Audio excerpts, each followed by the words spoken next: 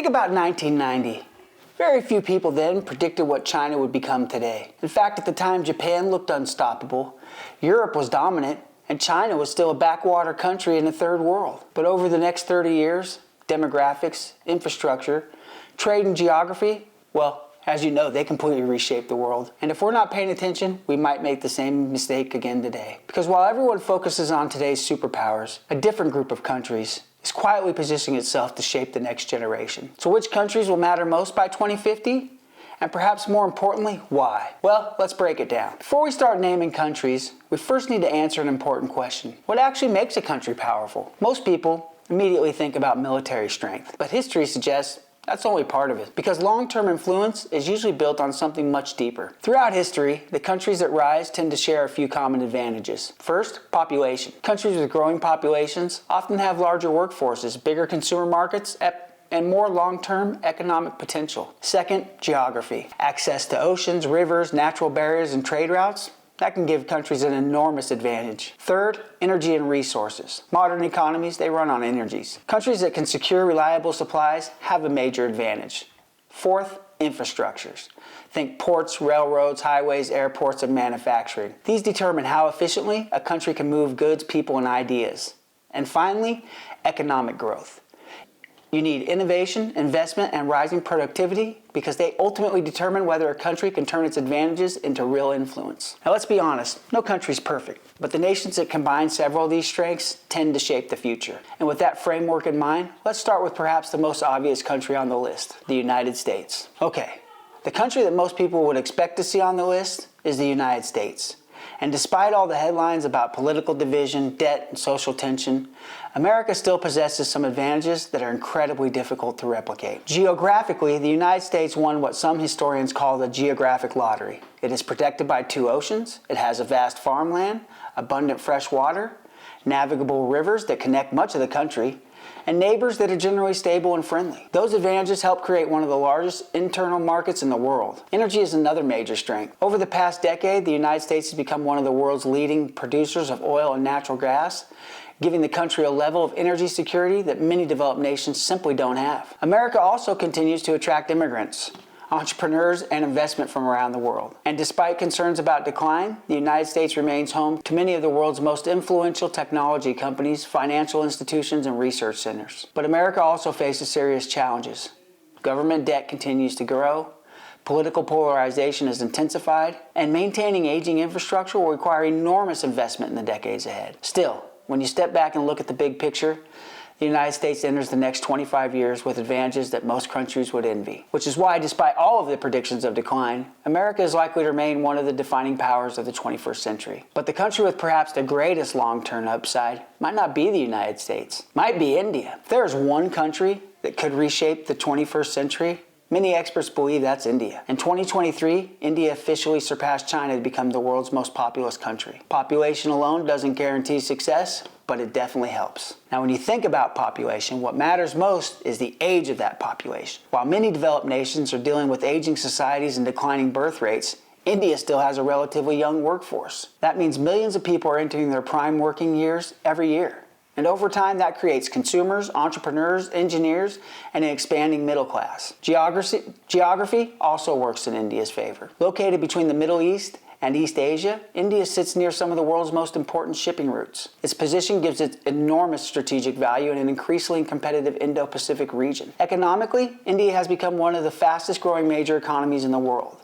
Manufacturing is expanding, technology companies are investing heavily, and global business looking to diversify away from China are increasingly turning towards India. But India's rise is far from guaranteed. Infrastructure gaps remain significant. Traffic congestion, bureaucracy, and uneven development continue to slow growth. And lifting hundreds of millions of people into the middle class is one of the greatest economic challenges in modern history. Still, when you combine the demographics, geography, and economic potential, it becomes clear why so many analysts see India as one of the most important countries to watch over the next 25 years. While everyone talks about India, another country with nearly 300 million people receives far less attention. And that country may be one of the most underrated nations on earth, Indonesia. Countries like China, the United States, and India, they dominate the headlines. But there's another nation with nearly 300 million people that often receives little attention. Let's talk about Indonesia. It's spread across more than 17,000 islands.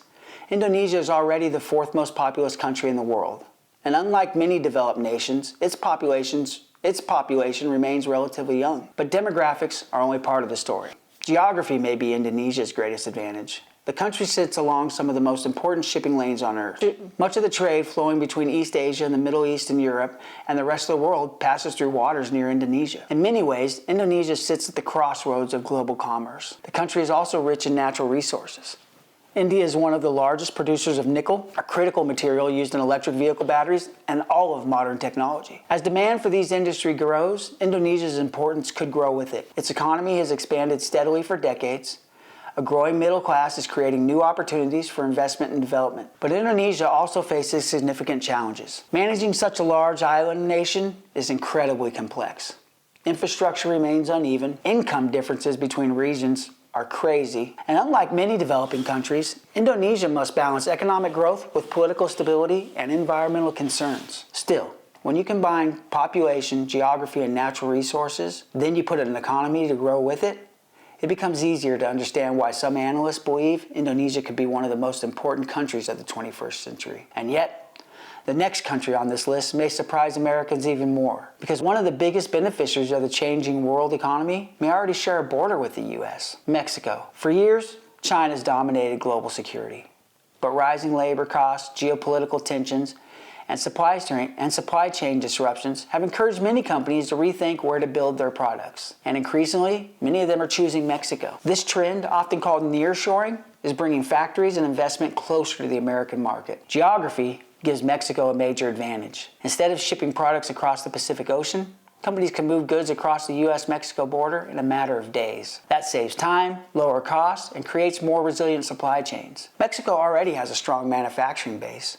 The country produces automobiles, electronics, aerospace components, and a countless list of products that Americans use every day. And because of the USMCA trade agreement, Mexico enjoys access to one of the largest consumer markets in the world. Now, demographics also work in Mexico's favor. Compared to many aging developed nations, Mexico still maintains a relatively younger population and a growing workforce. But like everyone else, Mexico's future is not guaranteed. Security concerns, corruption, infrastructure challenges, uneven economic development, and cartels continue to create obstacles. Yet when you combine geography, trade, manufacturing, and demographics, Mexico may become one of the greatest strategic advantages of the United States. In many ways, America's future and Mexico's future are becoming increasingly connected. But while Mexico's rise is tied to manufacturing and trade, the next country on this list is attempting something entirely different. Saudi Arabia is trying to reinvent its entire economy. Few countries have experienced a transformation as dramatic as Saudi Arabia. For decades, the kingdom's wealth was built on one thing: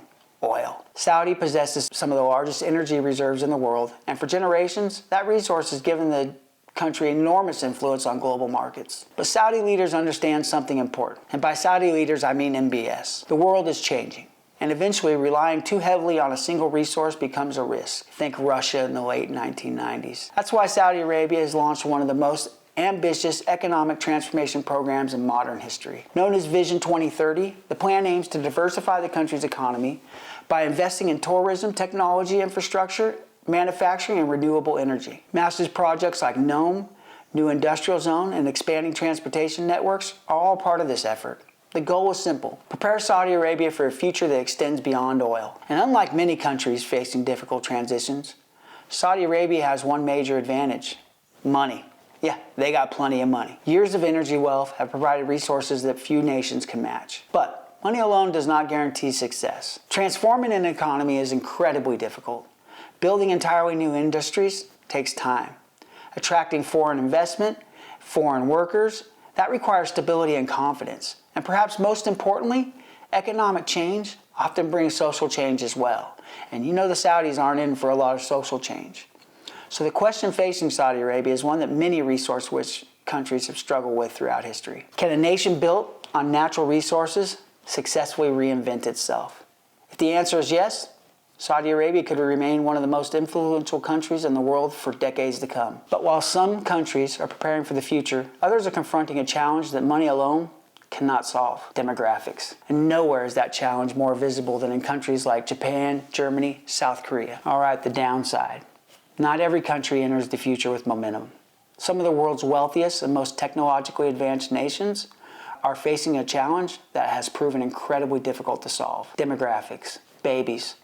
For decades, countries like Japan, Germany, and South Korea built some of the most successful economies in modern history. Their industries have become global leaders, their infrastructure is world-class, and their citizens enjoyed rising standards of living. But many of these countries now face aging populations and declining birth rates. In Japan, the population has already begun to shrink. South Korea has one of the lowest birth rates in the world.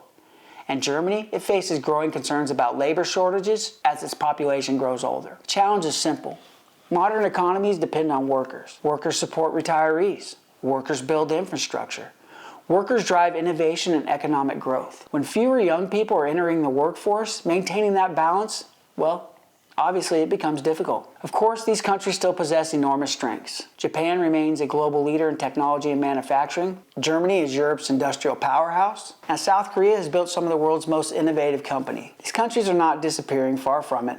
But demographics remind us that wealth alone does not guarantee future influence. Sometimes the biggest challenges aren't political, they're mathematical. Because over the long run, population trends can quietly reshape entire societies. And that's perhaps the biggest lesson from this entire list. The future isn't determined by the headlines, it's determined by fundamentals. Hey, this is Frank with America's Geopolitics. If you like what you heard, don't forget to hit that subscriber button and see you in the next episode.